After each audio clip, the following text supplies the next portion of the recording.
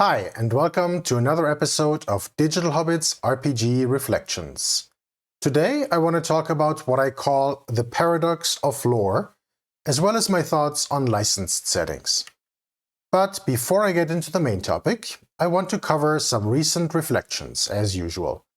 Last weekend I had a chance to attend my first Genghis Con.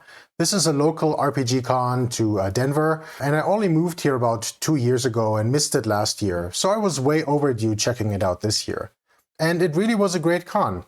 I played some Pirate Borg, more about that game later. I also played a fun homebrew game that a friend of a friend created, some board games, wandered the Dita Hall and had some good food, all the usual stuff you do at a con. I really had a good time, even though I was only able to attend a single day this time. I'll be back next year and hopefully spend the whole weekend there. I also realized that with the exception of GameholeCon last October, all my gaming over the past 3 years had been online. And while I enjoy online gaming, it does feel really nice to sit around the table with physical character sheets and dice. So I hope to play a lot more in person again this year. Alright, let's jump into the main topic. Many games and settings come with a lot of lore. This can take different forms. The lore can be included in the core rulebook, it can be dispensed via dedicated sourcebooks, or it can be included in campaigns. Or, when the game is based on a movie, a TV show, or a book property, the lore can be more implicit via the original source material. I'll briefly mention a few examples here. First up, we have the Forgotten Realms setting, which is kind of the granddaddy of RPG settings. Forgotten Realms has a long history via a huge number of D&D editions, sourcebooks, adventure modules, but also books and video games. 5e handles this a bit differently from prior editions. There's no real Forgotten Realms sourcebook for 5e, aside from the Sword Coast Adventurer's Guide that only covers a small portion of it. Instead, the lore is included piecemeal in individual campaign books. It's important to call out that the setting is not static either.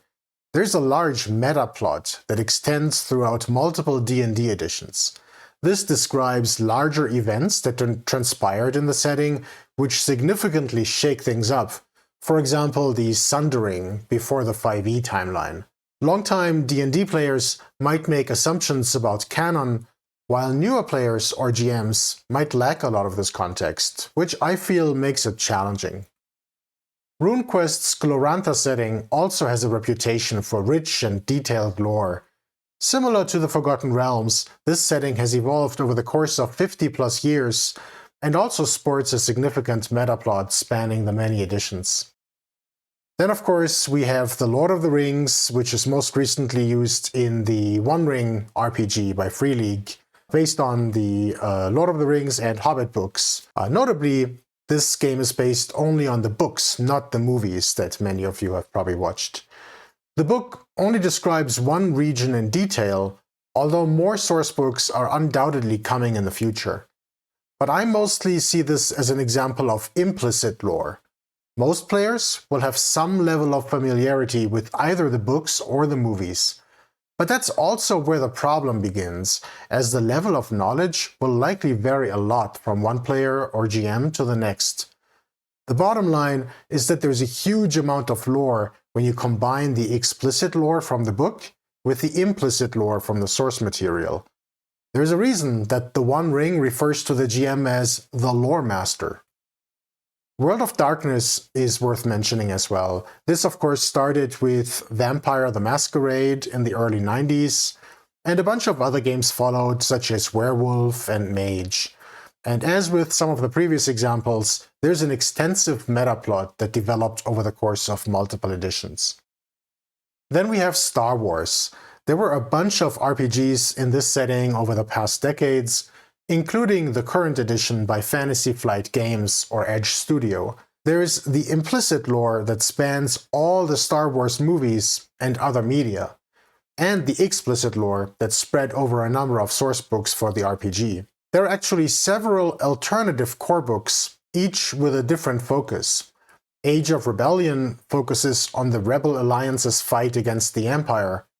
Edge of the Empire focuses on the Outer Rim, smugglers, bounty hunters, etc., maybe more like the Mandalorian TV show. And Force and Destiny, of course, focuses on the Jedi. And there's a fuck ton of supplements, pardon my language, that cover many other aspects and timelines of the setting. Last not least, we have Coriolis, a sci-fi game by Free League. This is an example of a modern RPG with its own rich setting, not based on any existing IP. There are some really interesting ideas in the setting, which is inspired by Middle Eastern culture rather than the Western culture that is so often represented in RPGs. There's a ton of lore in the core rulebook, as well as a bunch of source books. It's a game I really want to like, but the amount of lore makes it daunting to me. And I could name many more games and settings here. It really seems like a lot of lore should be helpful. Clearly, more content must be better to arm you with all the information you might need for your campaign, right? Well, not necessarily. Personally, I feel like this is only true to some extent. I find that detailed lore hurts more than it helps. First off, it makes it much less likely that I'll ever read the book. It's simply too big of a hurdle. That might be a me problem, although I know at least some very good GMs that struggle with large tomes as well. And while I love learning and running new systems, I don't actually enjoy the act of reading very much. It's more of a chore for me to get through in order to learn and prepare for the game. I talked a little bit about this in my previous video on how I evaluate and learn new RPGs. Second, my memory isn't great. I'm never going to remember most of the lore. And looking it up at the table, or even during prep, isn't always convenient, depending on how well the book is structured. But many players are much better at this, or they might have played in the particular setting for far longer. For example, the Forgotten Realms, since I never really played D&D growing up. That means I'm always worried I won't do it justice, or even violate canon in some way. In my opinion, history is largely unimportant. What matters is only what happens at the table. Having a very rough sense of how we got here, and perhaps a few important events, is helpful. Everything else may or may not be interesting to read, but almost certainly won't matter for the actual gaming sessions. As someone who mostly enjoyed science, math, and languages in school, I always found history extremely dry to get through. The same is true for fictional history in games. And while real-life history is important to know, at least some of it, fictional history is not. I just find myself bored to death when I'm confronted with a long chapter of fictional history that I'm almost certain will have zero bearing on my actual game sessions. In my opinion, licensed properties are especially challenging. Let's take Star Wars as an example. There's just so much lore available, if you count all the movies and TV shows, especially everything that Disney has been churning out recently, much of which is really good. It's impossible for me to keep up with all of this though. When I watch movies or TV shows, I mostly enjoy the vibe. While I envy people that can quote movies years after watching them, that's not me. I can't remember the characters' names even while I'm watching movies. And I'm embarrassed to admit that I often barely manage to follow the plot. I usually zone out during prolonged action scenes as well. For me, it's all about the atmosphere and vibe. And it's the same with Star Wars. I love the overall vibe and the types of stories that have been told in this setting. Some more than others. I especially like the ones that take place more on the outskirts, like The Mandalorian with its Wild West feel. There's a great potential for RPGs in this setting, but while I would play in a Star Wars game, and I have, I would never ever run it, because there's no way I could do the lore justice. I would totally run a homebrew sci-fi game though, which might liberally borrow Star Wars elements and feel. I don't particularly care about Star Wars as a brand, so this would provide everything I'm looking for in a setting like that. I might even mention Star Wars to the players as a touch point, so they have a sense of the vibe I'm going for, while making it clear that the campaign won't be set in the actual Star Wars universe. It's similar with The Lord of the Rings. I've read and enjoyed the books, although I gave up quickly on the Silmarillion, and I watched the movies several times, except for the Hobbit movies, which were just a money grab in my opinion. Anyway, there's no way I could do that setting justice. If I end up with a player who's a huge fan of the books and successfully made their way even through the Silmarillion, they would likely be utterly disappointed with my superficial portrayal of the setting. To go on a bit of a tangent, let me point out the other problem with licensed properties. Licenses eventually expire, leading to orphaned games. That was the fate for all of the previous Cortex-based games, for example. Firefly, Smallville, Supernatural, Leverage, Battlestar Galactica, and more. Not only does this mean no new material, but the old material is now no longer available for purchase either, neither in PDF nor in print. With some games, that represents a huge loss. I do make occasional exceptions with licensed properties, of course. For example, Free League's recent Blade Runner RPG seems manageable because there are really only 2 movies. I've only skimmed the book, but it seems to strike a good balance with how lore is presented. I'm also generally okay playing in a licensed setting, as long as I don't have to run it. For example, I'm currently playing in a Fallout game, and while I've played and enjoyed, though not actually completed, some of the video games, I wouldn't consider myself super well versed in the setting. But I do get the vibe, and that's sufficient. Even if I might occasionally have to ask the GM to remind me who the Brotherhood of Steel is, or some other specific parts of the lore. But whenever possible, I'm a big fan of games that go for a similar vibe as a licensed property, but with the serial numbers filed off. We'll see a few examples of this later. What I really need from a game are just some broad strokes. Really just enough to trigger my own creative juices, whether at prep time or during the game itself, for more of an improv experience. Maybe high-level descriptions of a few places, their vibe, and what makes them special. Even just a few adjectives or bullet items can be sufficient, rather than long prose. Then give me some NPCs, plot hooks, random tables, and I'm good to go. You'll find that games take a very different approach to handling lore. So let's look at a few examples of games that I believe handle lore well. Note, that doesn't mean I consider all of these perfect games. I'm just evaluating them here based on how they convey the setting. PbtA, or Powered by the Apocalypse games, that is, games based on the principles from the original Apocalypse World game, are known for their genre emulation. This is coded directly into each game's mechanics in form of playbooks and moves. But I feel it was the Forged in the Dark games, or FITD, a distant derivative of PbtA, that took this to the next level.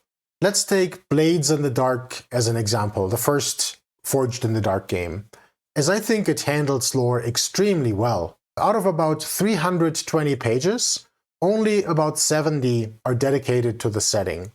And this is a relatively small book with a 6x9" form factor. The first part of this is all about the vibe of the setting. Let's look at a few examples. The first 15 pages here do most of the heavy lifting and describe things like the overall setting background, things like a brief history,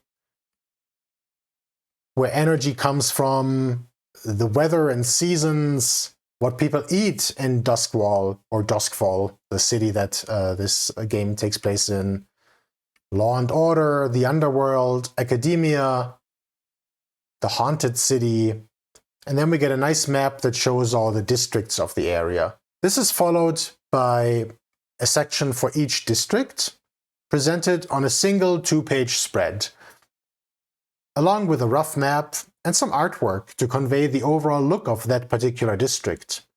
You'll see that each district has 4 landmarks. So in this case, we have the Barrow Bridge, the Lightning Tower, Barrow Cleft Market, and the Radiant Energy Farm, each with just a paragraph of text. There are some details, like a scene that you might encounter here, what the streets look like, what the buildings look like, and some notable NPCs. Finally, there are some traits that summarize the overall wealth of this district, the level of crime and safety, and so on. And the other districts all have a similar presentation. So I find that this works really well. It's just enough to get the creative juices flowing when the players decide to check this particular district out, without requiring me to memorize or painstakingly look up any actual lore. And finally, we have a bunch of lists and random tables with things like rumors, factions, random streets and buildings, people, devils, and scores, i.e. adventures. Scum and Villainy is another Forged in the Dark game, and in fact the first one to be released after Blades in the Dark. It's very closely based on Blades and uses a similar structure, except here, instead of districts, you have systems and planets. But the overall structure is pretty similar. This game, by the way, is great for emulating games like Star Wars, Firefly, or other space opera games. Next up, we have Warlock and Warpstar. I know I keep mentioning these games, but I really do think they are great examples. Warlock is an awesome game of its own, but also does a great job capturing the vibe of old-school British games like Warhammer Fantasy Roleplay, which, by the way, is another game that has a huge amount of lore. The Warlock Kingdom book describes a few locations with broad strokes, just enough to get the inspiration flowing, but without excruciating details. I'll show just a few pages here. So here we have the Evening Lands, Black Spine Mountains. Here's a nice overview map. As you see, there are some nice random tables scattered throughout, like this one. Which goblin tribe hunts you? Roll a d6. This is really cool flavor. Now we have just a single page for each of the major regions on the map. The Cragtop Mountains, the town of Fair Maress, Fesselberg, the Forest of Helmsby, and so on. And Grim Biskerstaff actually gets its own section in this book. So there's a nice mix of a large area, a large empire, but then also an individual city that's described in more detail. So you can run urban adventures in this setting really well. So there's the overall flavor of the city, there's a city map, and then a bunch of descriptions. And again, random tables throughout that can really lead to a lot of inspiration, whether you use them during prep or during in the middle of the game, or you just skim them just to get a sense of, you know, the vibe of this place. Warlock does have some additional source books, all of which are short and cover a specific aspect. For example, there's a book that describes how to run pirate or seafaring campaigns. But these are totally optional, so you can pick and choose whatever setting elements you care about. It never feels like you have to get any of them. And Warpstar accomplishes the same thing for sci-fi, can be used for Warhammer 40k games, but just as well for other space opera like Star Wars, depending on what aspects you focus on. Next, let's talk about Pirate Borg. This is one of several games based on Borg, using the same underlying system as well as a similar aesthetic. The game takes a very unique approach to conveying the setting. Instead of a traditional book with chapters and such, the book takes a very visual-first approach. Both the system and the setting are described on spreads of pages with vibrant and evocative artwork that include tables, bullets, or very short paragraphs of text. Let's look at some examples. Here we have a nice map of the Caribbean, or the Dark Caribbean, as they describe it in this game.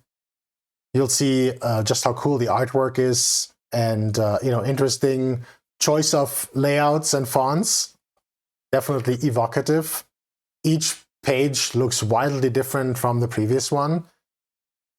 Republic of Pirates, the British, God Save Us All, I love that. The French Indies, the End of Days. There's a little bit of history of the Dark Caribbean. And then we get into character creation already. There are a few more tables towards the end of the book, but I think this is a nice representative selection that should give you a sense of how this book works. I have to admit that the somewhat over-the-top style, where every page uses a wildly different layout, font, and vibrant colors isn't my general preference. I tend to lean towards a more traditional way of structuring and presenting the content. But having said that, it's hard to deny that the style does a great job conveying the vibe of the setting. And while it may be a little bit harder to navigate the book, the tables and other content are excellent and flavorful. I think the book very much succeeds at what it sets out to do, and it's fun to flip through. Dungeon Crawl Classics, or DCC, takes a different approach by not providing a setting at all. So while it might feel odd to include it in this list, I want to call this out as a very valid approach as well. Not every game needs to come with its own bespoke setting. The book includes some general information about the spirit of the system, for example, questing for the impossible, and the reality of a medieval setting where most people are illiterate and never travel beyond their own town, so the world is vast and unknown to them. I love this page, for example. This section in particular does a good job of explaining what DCC sets out to do. The known world. The world is larger than your characters will ever know. As they explore, remember these facts of medieval life. Almost all common folk live and die within a few miles of their birthplace. Overland travel is dangerous and expensive. Most peasants can afford only to walk. Cultural variation is measured in towns and valleys, not nations and continents. Most commoners are illiterate. Rare is the man who has traveled more than 20 miles from his home. There is no reliable form of long-range communication. Make your world mysterious by making it small, very small. What lies past the next valley? None can be sure. When a 5-mile journey becomes an adventure, you'll have succeeded in bringing life to your world. I really feel like this explains my philosophy very well. Because there might be a temptation, you might feel that you need to have a vast world, right, to make it interesting. But I think the opposite can be true. Like make it small, make it mysterious, and there are plenty of stories to be told in a setting like that. Over time, setting elements are gradually established by the GM as part of running the various modules. While I haven't run a full campaign in DCC yet, I think this would actually work quite well. Not having any canonical setting that the players might have varying degrees of knowledge about seems really freeing.